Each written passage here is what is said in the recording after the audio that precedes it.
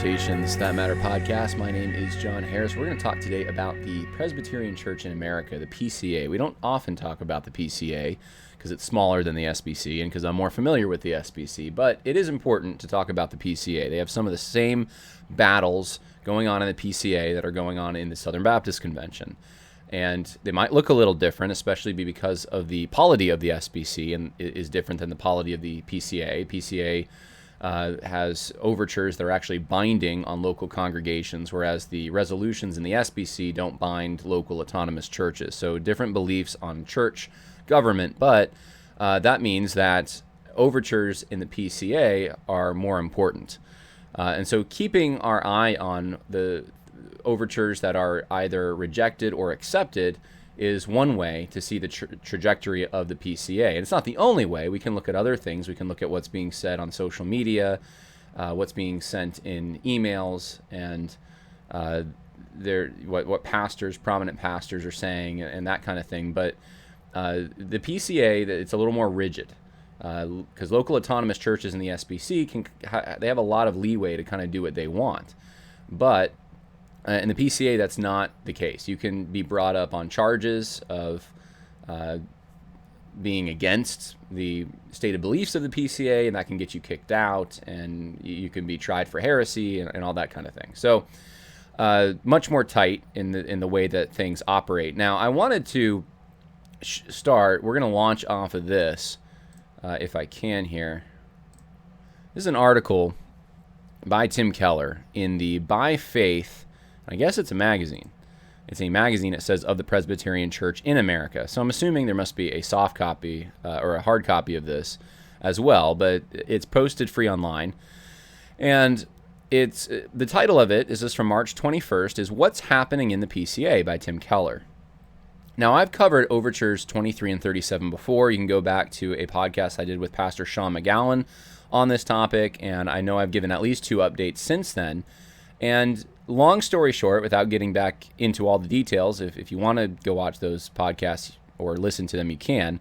Overtures 23 and 37 were concerned with the character traits, the moral integrity, the standards for someone who is ordained or a pastor in the PCA.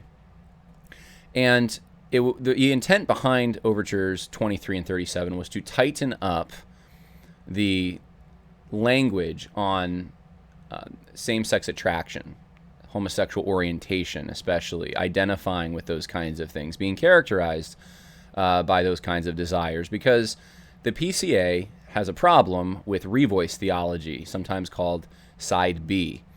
And this is what this article is primarily about. Overtures 23 and 37 failed.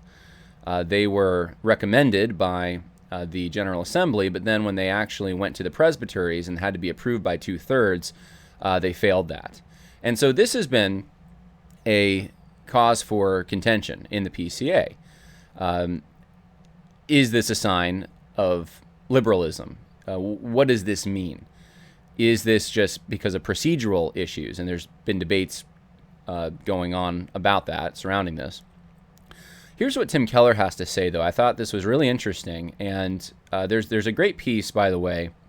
It's just very long. That's the thing. It's very long. And I'm not going to get into all the details of it. But if you really want to know more about this whole issue that I'm about to give to you, you can go to warhornmedia.com, and I'm not intimately familiar with Warhorn. I know I've seen other articles by them, but this guy Tim Bailey wrote an interesting piece that I thought responded. If you listen to it, it's an hour and 16 minutes long. It's like one of my podcasts.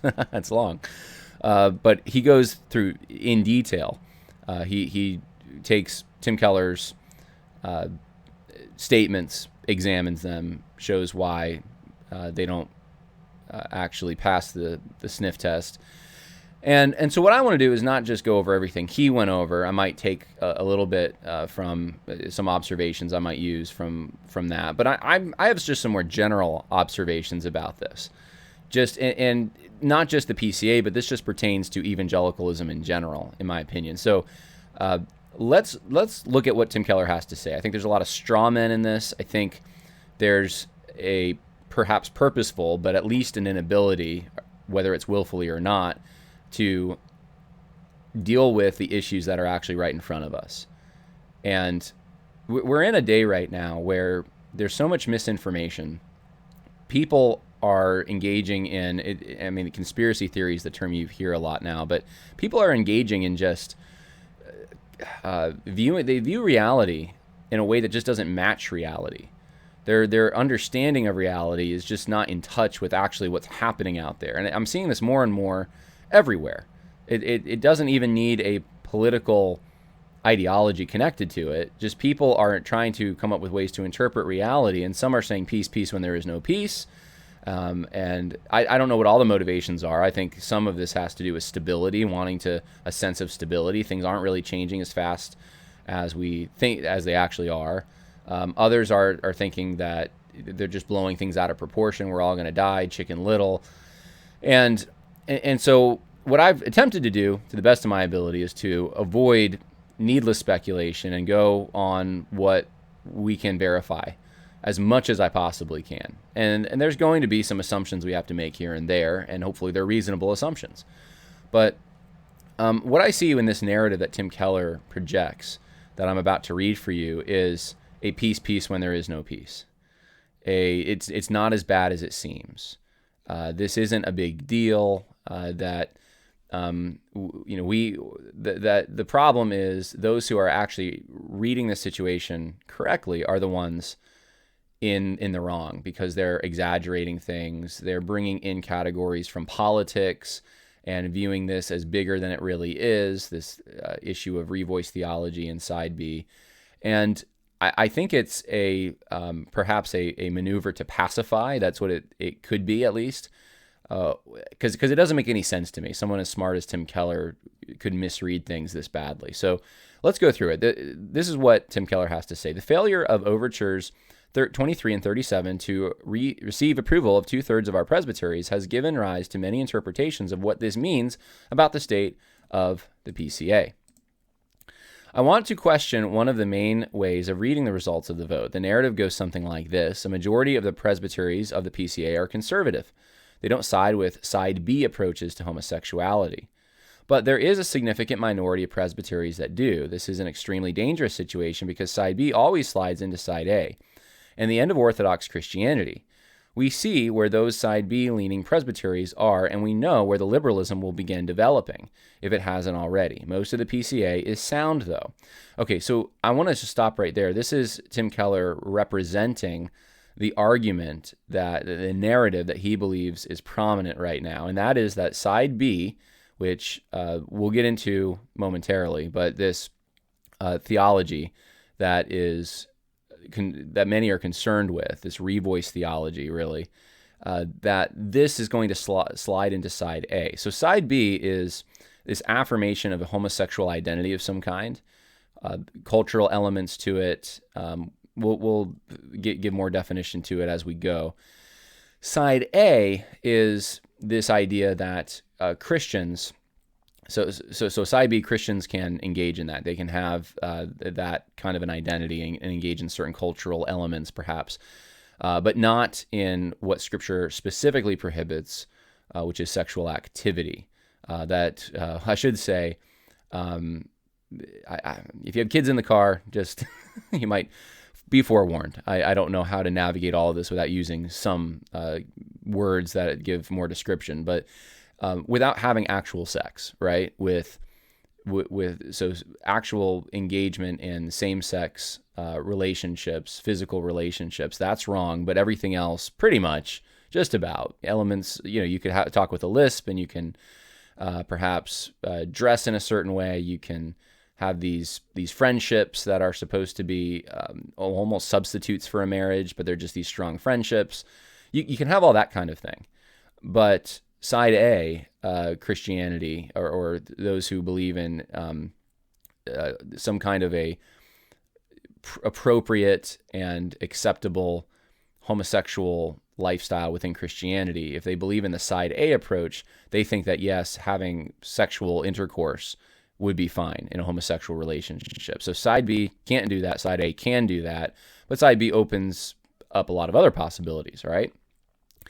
So Tim Keller's the way he sets up this straw man, in my opinion, which is I think what this ends up being, is that it's a slippery slope argument. It's people in the PCA are concerned because they're just afraid of homosexual, physical, intimate relationships. They don't want to endorse that, and they think if you endorse the side B perspective, that's what you're doing. Now, I don't think that's what's going on, and I don't know of anyone else who thinks that's what's going on. In fact, we had MD Perkins on maybe 2 or 3 months ago to talk about this whole issue, and he produced a document for Focus on the Family on this very topic, and a very well put together document. And the concern, I mean, I suppose you could say that there's this concern that if you soften Orthodox belief on sexuality, you can wind up in various places that are wrong, and that would include side A. But the actual issue with side B is that it actually endorses behaviors and feelings and temptations and desires that are sinful in and of themselves. That's the contention. It's not that, well, side B is okay, but hey, well, watch out, it's going to slide into something wrong. It's that, no, side B in and of itself is wrong.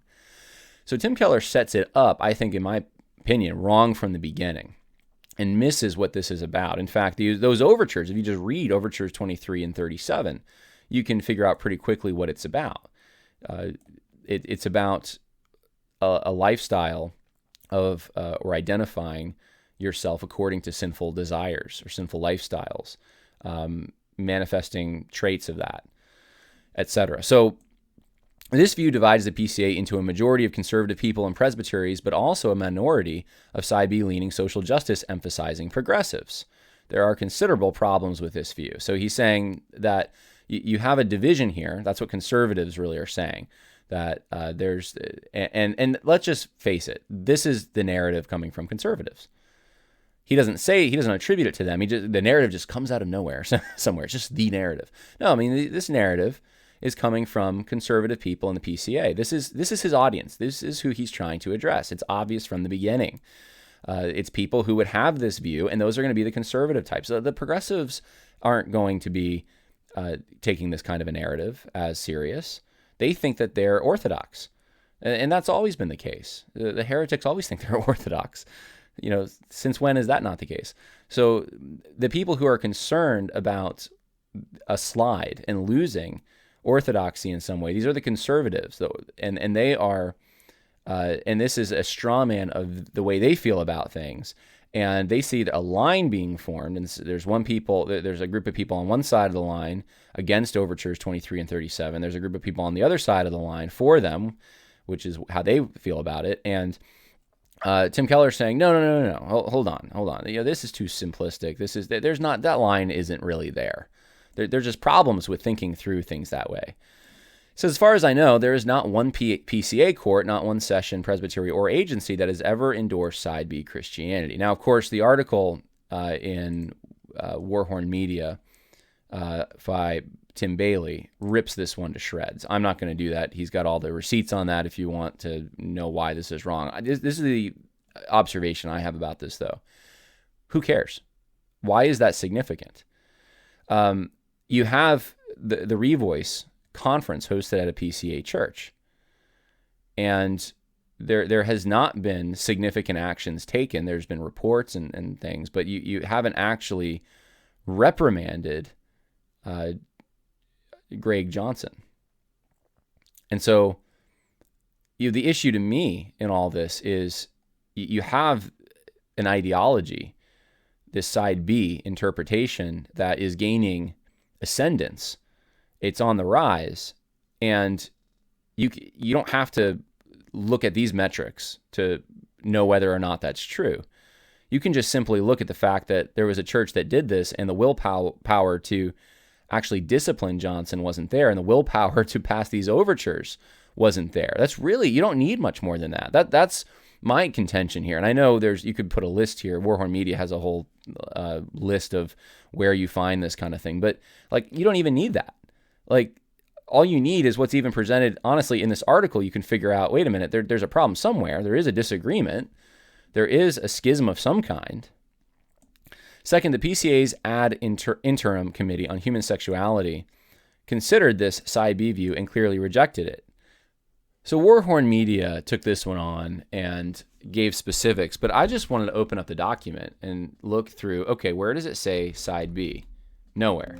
Nowhere is side B mentioned. Okay, so they denounced something they didn't even mention, apparently, according to Keller. What about revoice theology? So I typed that in. Revoice does come up, but you don't find the strong denunciations that Keller's referring to when you type in revoice.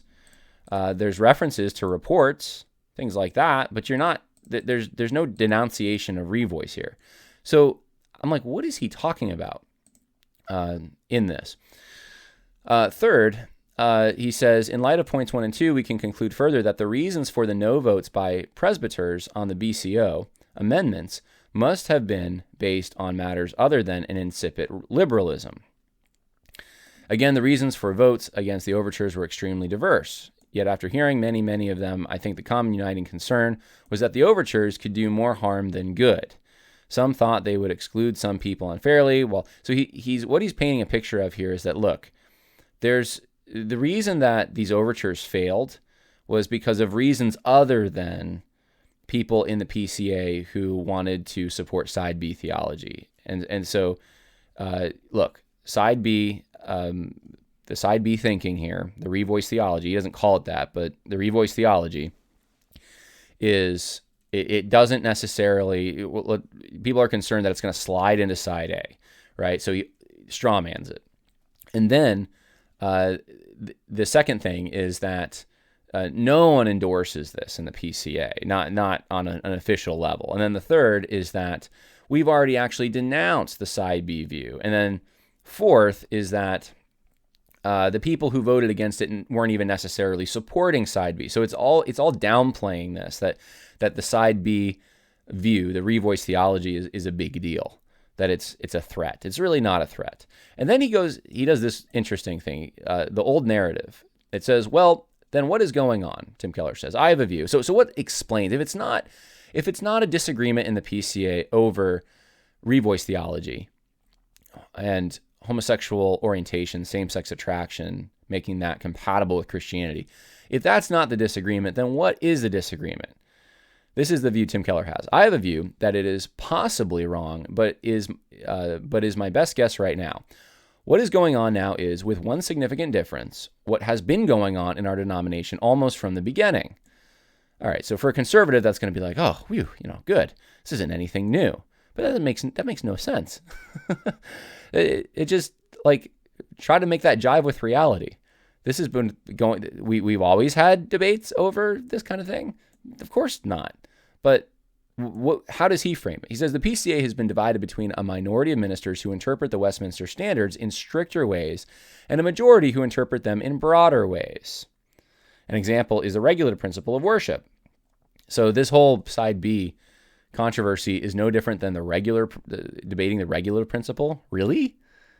That's the kind of thing you're going to compare it to? I mean, no, side B stuff is pretty fundamental. How about this? Any effort to give names to these groups makes one side look better than the other. Is one group confessional and the other evangelical? Is one doctrinalist and the other side missional? I use these terms just to help readers get the gist of what I'm talking about, and I'll not use them again because I do not want the labels to rob anyone of proper respect or brand them uncharitably. So the second thing he's saying, okay, we've had this from the beginning. We've always been arguing over things like the regular principle based on more strict interpretations. And then he goes on to basically argue against people who would use labels and call one side evangelical or one side doctrinalist, and we shouldn't be doing that. These are just terms of identification because a division does exist, and if you can identify what's causing the division and try to categorize what people who exist on one side of the line and people that exist on the other side of the line and what they're thinking and what they're advocating, it's inevitable that you're going to have some way of in a shorthand of describing that. And Tim Keller's trying to say, no, we shouldn't even describe it according to labels. And it's just this old argument that's been happening for a while. And it's this grievous division. Let's see here. And we should assume the best about each other. Paul's statement that love thinks no evil. does not mean we should be naive about the reality of sin, but it must mean at the very least that believers should give each other the benefit of the doubt. Okay, we'll talk about this in a minute, benefit of the doubt. Polarization of the PCA mirrors polarization of the culture, and here's where he kind of lands. Listen to this one. During the last 5 to 6 years, the entire nation has become more polarized politically and culturally. No matter your position, the alternative viewpoint to yours have become louder and stronger and more extreme in society. Now, that's not universally the case, by the way. The left has won so many battles and has pushed so far that you have people on the right now who, like PragerU and the Blaze TV and Megyn Kelly, all advocating for homosexual parents adopting through surrogate mothers. I mean, those are conservative supposedly now. That just shows you how far they haven't gotten more extreme on that particular position. But the left has gotten so extreme that the populist right that are being squeezed are putting up defenses, and they're getting more brash in some ways. They're getting more vocal, brazen, all that kind of thing. So I'll give you that. But no, it's not like alternative viewpoints are just becoming louder, stronger, and more extreme, especially the more extreme part. It's that you have a socialist revolution, and one side is becoming so extreme on that end of things, and you have a reaction from the other side. But it's not like they're running in the opposite direction. They're trying to maintain, I think Trump was like trying to maintain 1995. It's not anyway. I just get frustrated with that when people paint it as both sides are moving far away from each other. Like, no, they're not. Like, one side's moving really far and the other one's just not moving as fast to catch up with it. Some are seeking to reread the strict and broad groups as being the same as and as connected to the conservatives and progressives that are battling in the culture wars on the national stage. For example, many now want to name the broader PCA group progressives and tie them to the activism of the secular left.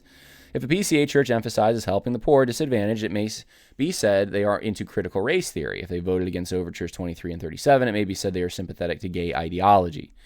This effort to tie the old strict broad division in the PCA to the culture wars of the country has not been without any effect. So he's saying this is arbitrary. You're taking a division that's been there forever, whether or not one is a strict interpreter of the Westminster or not, and you're then placing that debate that's centuries old into the, or at least since the inception of the PCA. I can't remember if he said from the beginning of Presbyterianism or the PCA, but at least since the inception of the PCA. You're taking that, decades and decades of that division, and then you're just arbitrarily impressing upon it the interpretation of a political sort. And you're saying that one side lines up with conservatives, one side lines up with progressives, politically speaking. And that's what's really driving this. And here's the thing. This is the obvious thing to all of us. This kind of a discussion over revoice theology would not even be happening if there wasn't a sexual revolution. It wouldn't even be a thought. No one, even two decades ago, this wouldn't have even been a thought in most people's minds in the PCA, that this would ever be even a debate. Many of you listening are probably wondering, what in the world is side B? I mean, it's so new. So this is the thing. This is totally a result of the direction of our society. And the sexual revolution has much to do with that. People seeing themselves as, on a fundamental level, as different than the way that God actually created them. The created order is not or some will take the created order and impose upon it values from the outside. So there's two ways of approaching that, really. But either a downgrading, a dismissal of the created order, and I have my own identity, or the created order includes this same-sex orientation that I have, and so therefore it's legitimate in some ways, even though I can't act on it. And that wouldn't have even been a thought 20 years ago in the PCA. It just wouldn't have been. There might have been a few people on the fringe that probably didn't say it out loud. So Tim Keller's whole, this is a peace when there is no peace. That's the whole construction of this. And then he ends with, anyway, I'm not even going to go into his conclusion. It's a rehashing of a lot of this. So how are we going to how do we approach this? I mean, I've given you my thoughts on it, but I want to just show you some stuff from mostly, I think, from Twitter here. We're going to talk about side B a bit, and I want to show you the reaction to this from those who would be more on the, well, first I want to show you this. I forgot about this. Greg Johnson, who's at Memorial Presbyterian Church in St. Louis, they hosted the Revoice conference. He clearly showing here, and there's many I could have shown you, but helpful caution about Overture 23 from Tim Keller. Really, there was this idea, this in 2021, hey, Tim Keller's kind of on our side on this. Tim Keller's, he's against these overtures. And so you have Greg Johnson right there making common cause, to say it, to put it mildly, with Tim Keller. And so this was, I think, the general feeling, is that Keller's not on the side of these overtures necessarily, or at least he's more welcoming to the Greg Johnsons of the world. That's just been kind of an impression that I've gotten, at least from people I know in the PCA. Now, Nate Collins, who organizes Revoice, or at least did, I don't know if he still does, he had a whole response to the article I just read you from Tim Keller. And let me just read his Twitter thread here. He says, well, at least it's explicit now. Tim Keller now says that the PCA sexuality report was intended to reject Side B Christianity. I don't know of a single Side B gay Christian who has ever used the phrase Side B Christianity. This makes me wonder if the use of the phrase Side B Christianity by straight Christian leaders is a form of othering of those of us who use LGBT terminology to cast us as different, but more importantly, wrong Christians. As a gay man who believes in Jesus and is living by faith according to a biblical sexual ethic that prohibits all forms of sexual intimacy between members of the same sex, I reject the idea that my Christianity is fundamentally different from that of my straight siblings. You can tell why these overtures would have really affected people like Nate Collins. I mean, as a gay man who believes in Jesus, I mean, right there, he would have been in trouble by identifying himself according to something that's sinful. It's worth noting that neither this article by Keller nor the PCA report actually engages with anything written by someone who would claim to represent the Side B perspective. Side B is a fairly broad tent, but this lack of engagement is intellectually dishonest and lazy. So he's mad at Keller. Keller's article also neglects to address the incipient homophobia and legalism that animates a significant portion of the PCA. While not receiving the necessary 2/3 majority to amend, Overtures 23 and 37 did pass by a clear majority of the denominational leadership. The tolerance, so it's not enough that these failed. The fact that it was recommended at the last General Assembly is enough to say that there's all this homophobia. The tolerance of homophobia and legalism towards gay people in the PCA is pastoral malpractice and enables the systemic spiritual abuse of sexual minorities. With this article, Keller joins the ranks of moderates whose effort at peacekeeping are doing more spiritual harm. As a thought experiment, imagine that the far right wing of the PCA is the drunk dad, inebriated on legalism, while the PCA moderates are the mom who keeps hiding the liquor bottles and pleading with the gay kids to not make daddy mad. My advice to the PCA moderates, for the sake of your own safety and the safety of your gay children, either confront your spouse and demand change or leave. Now listen, this is telling. This is a shift on how is Tim Keller viewed. Who is Tim Keller? Tim Keller's, he's not down with the struggle enough. He's now moderate. Tim Keller, moderate. That's in the PCA by the standards of some. Because he is, he may have this, he's the mother. He loves the gay children, but he's trying to appease the bigots. That's the interpretation of Nate Collins. That's very interesting to me, because there's fractures in the progressive side of things.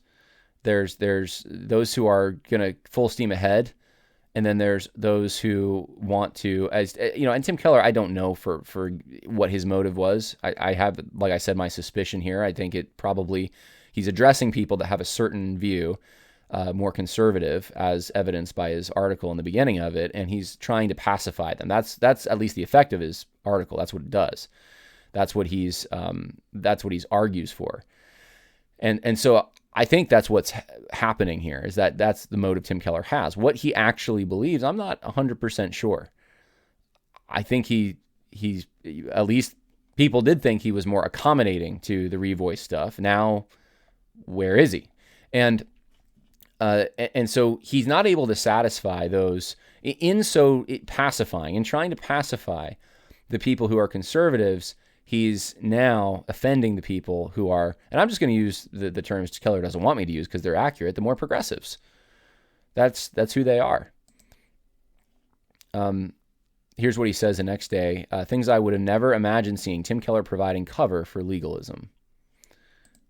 Then you have Sarah Collins. Now, this was in a response to a tweet by Greg Johnson, where Greg Johnson was essentially, as far as I remember, lamenting what Keller had said, but the tweet's now gone, and I can't seem to get it back. So I'm just going to go with the response here. This is from Sarah Collins, which I believe that would be the wife of Nate Collins. And she says, claiming no session support of side B, as he does, when the gospel's hospitality to revoice has meant a storm of denominational controversy. And I think she says MPC's gospel hospitality. That must be Memorial Presbyterian Church. That's the church in question. That's the church Greg Johnson is a pastor at. So she's saying that Keller's wrong. That Memorial Presbyterian Church had gospel hospitality for revoice. And it's meant a storm of denominational controversy, including multiple investigations. And it's just shocking to her that Tim Keller would come out there and say, hey, no session supports side B, when she's like, what are you talking about? That's just not in touch with reality. Not to mention ignoring your book and Georgia Talks. And I think she's responding here to Greg Johnson. So Greg Johnson's talk and talks. So, or whatsoever those things are called when you walk up to a mic at Georgia. Okay. So here's what I think is interesting. The progressives are calling Tim Keller's bluff, and they're saying, hold on, like, you're not representing this fairly. And I'm not saying they're progressive in the sense that they go as far as, they're not like, they might be Democrats, who knows, but I'm not saying they're secular Democrats. What I'm saying is, within the boundaries of the PCA, within that group of people, they are more on the left. And the evidence, all you need to know is that they believe in the revoice stuff. To know that. That's a direct result of a soft peddling of homosexuality. Grant Hartley. I think we've talked about Grant Hartley before. He used to work for Crew. He's actually, I think, Roman Catholic now.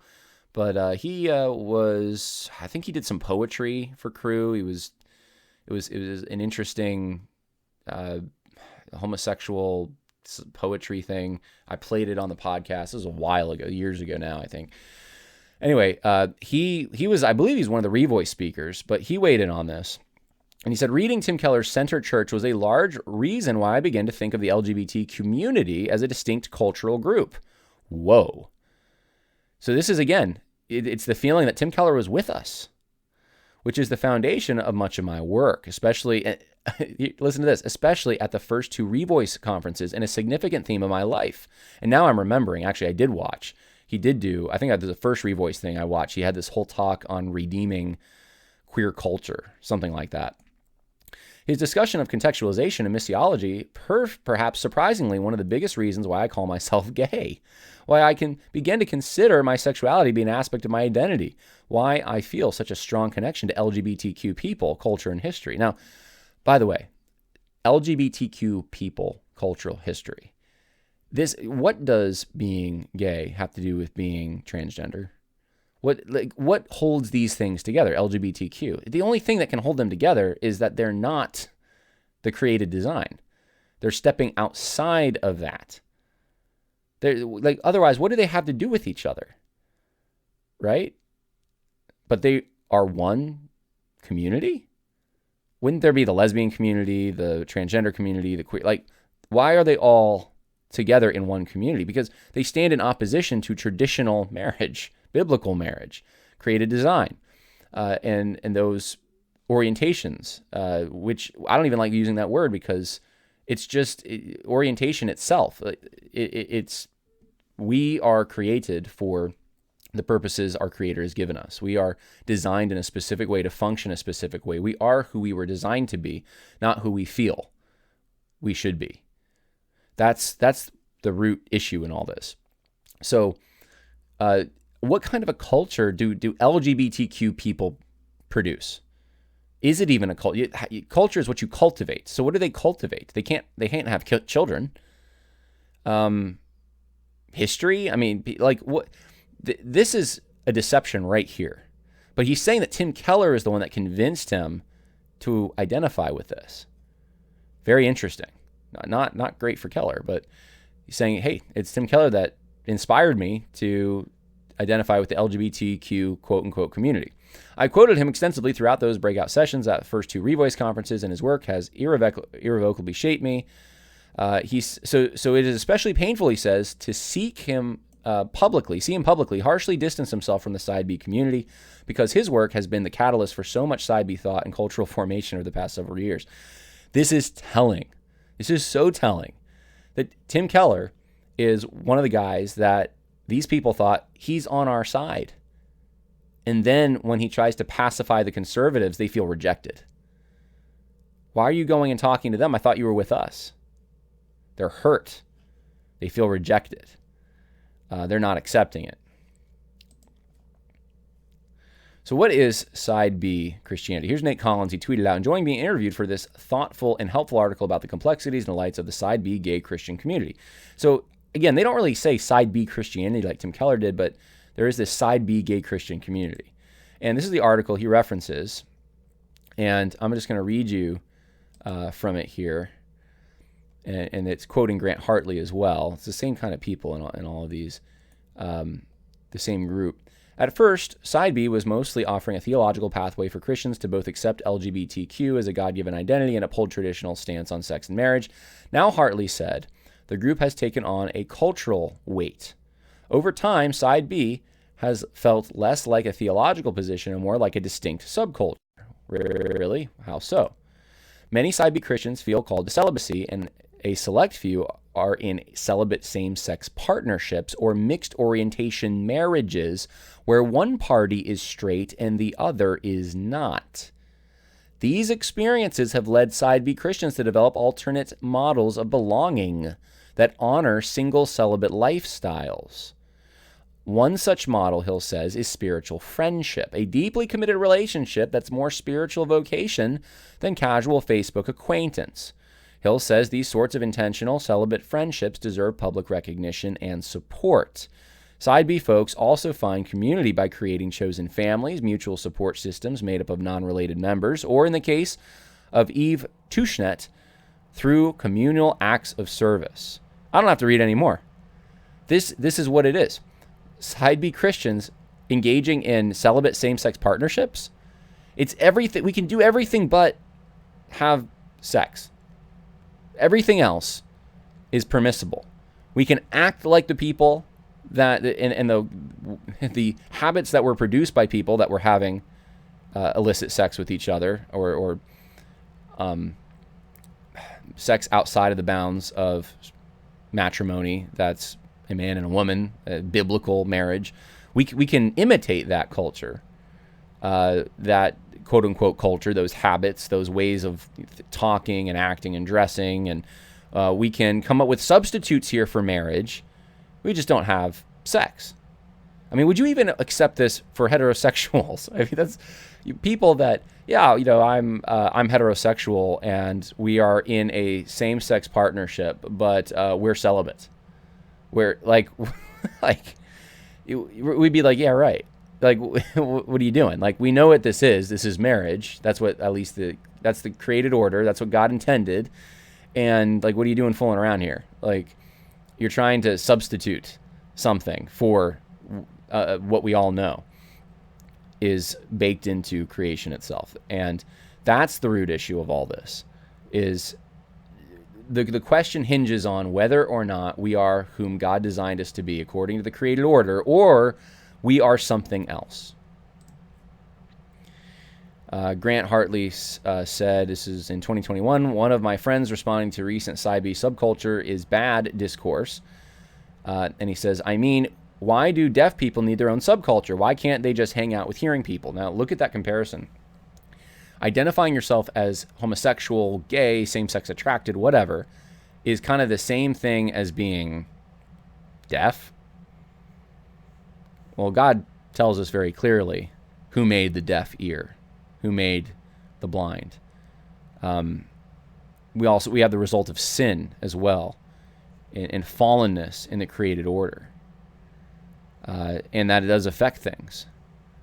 But being deaf is not the same thing as identifying with a sin pattern, of identifying with lusts for things that God has not authorized. We would never do that with any other sin. What about the community of liars, or the community of thieves, or the community of, pick any sin you want, community of, polygamists, if you want to try to go for heterosexual things that are outside the what God's plan is on the heterosexual side, pedophilia, whatever. Would we say that there's a legitimate community that pedophiles come up with, or that serial adulterers come up with, that we just really need to welcome that into the church? They need to have their own community, their own space, their own, what? No. They need to realize who they are in Christ, if they're Christians, and who God created them to be. And they need to live according to that. Created the order and God's sanctification process are not in conflict here. So, Greg Johnson, again, if anyone lacks clarity about the real effect of PCA Overture 23, look no further. Not everyone who supports it thinks this way, but those who think this way definitely support it. And Eric Erickson saying that supporting Overture 23, and that he's against the pastor defining himself by his sexuality.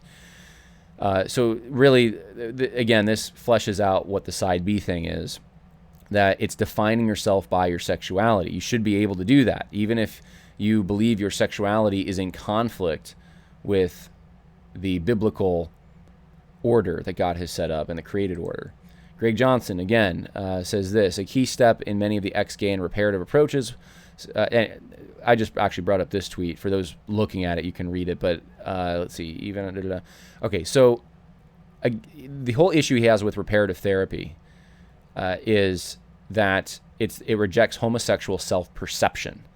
And that's the freedom for humans to define themselves according to their sexuality, their feeling about who they're attracted to, what they're attracted to.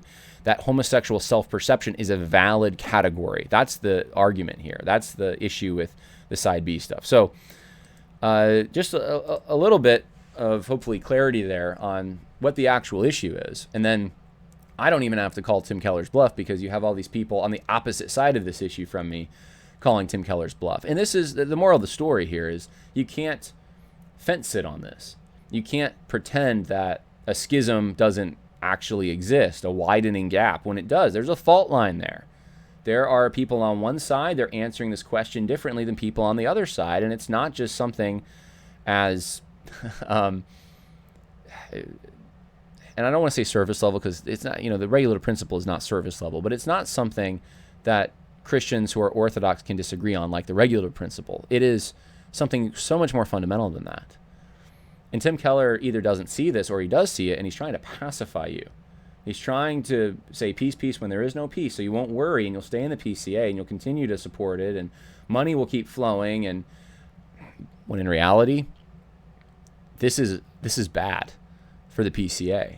And I'm not one to give you advice. I don't know enough about the PCA to give you advice on whether you should leave, whether you should stay, any of that. Maybe there's hope for at the next General Assembly something can be done. I don't know. Maybe. But there's definitely a battle going on, and on a fundamental level.